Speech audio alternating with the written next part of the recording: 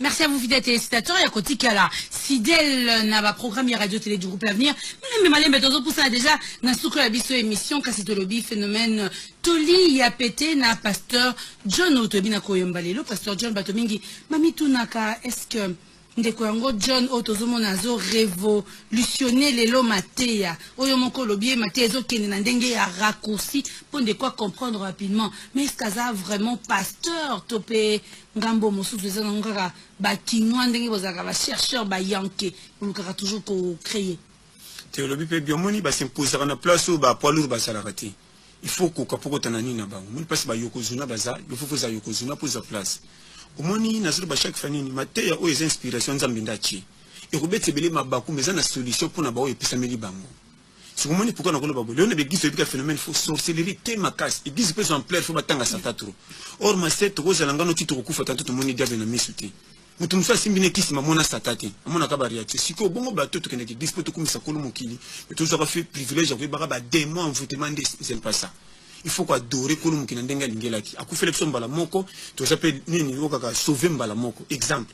Mutum so azaki ne bentanga sa ko sambela te. Banda ibinzamba ke église nde atumuli makam.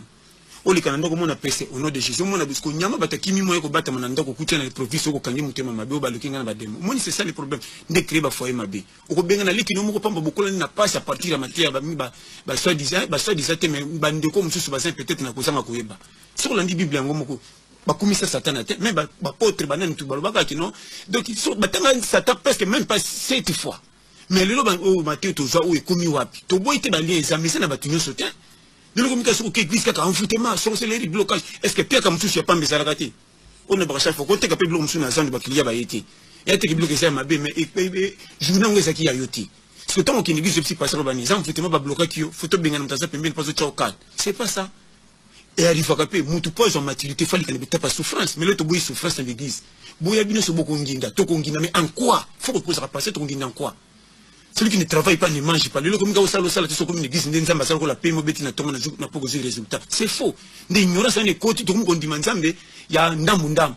Si vous avez des gens pas des gens est-ce que vous avez des gens pour battre que vous avez toujours dans nzambe pour na sali to kota lola mais ko bonga na c'est fort amour ko zwandinge mapambole ya kaona siku nzambe ndi mamututi na nzela ko peso bénédiction nayo batu musu ba musana ba diplôme banda boy ba sekaki milelo comme chef mutu musu pour mona tanga tu no musala malongati mutu musu pa sanga tina akomi boss so calcul no ko beta wa exemple patron banda ku 10 mais akufi na 55 ans tata moko piaken no na 5 ati lelo za maliaka mabe to bambele ku tukombondo pourquoi umeli or mbongo ndasira sa vie so comment mutapiaka umeli mutambongo akufi nde calcul ezangi batu ebeli tukomi na vini tukomi ko kanza makomi lokwa neti pe mi non nzamba sali biso ne sengo mukili pesa bien to comme ça mukili mabete mukili za bien za bénéfice nzamba te toujours c'est là so ça na moins quelque chose zoli ozo et ça moi vie bien tant beta vraiment tour partout et ça peut bien comment tukomi ska miso faux on a par exemple presque ça besoin l'accepter bien besoin que ce presque au kendo to éviter to la commencer leur promesse faut que ça nous passe bango bazabatu bazaleli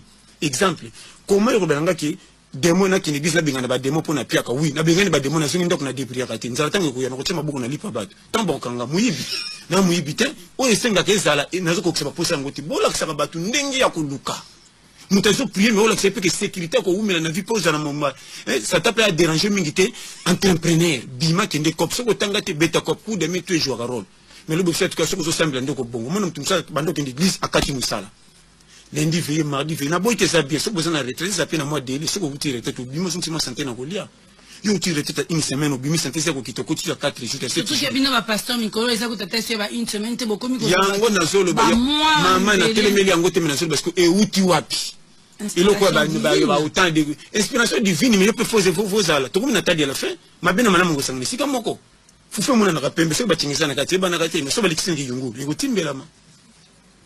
Vous comprenez le qu'on a dit, le qu'on est comme na l'air moko faut que tu aies la vérité que l'inganzambe selon dinga salila yo soko ko bonga dinga tela kaina muki to la natendi comme le ko la pim to comme si tu musuka no peut pas nangesi mba fobo est-ce que miracle sexy bibem ndiamo miracle sengo non premier miracle ko tsa mutulola mutatiki pena mabia komi nzambe c'est ça boso mutabata kufa kina zaki da mutakindelo loko sexy mako pengwa lisusu na uzana danger mko suka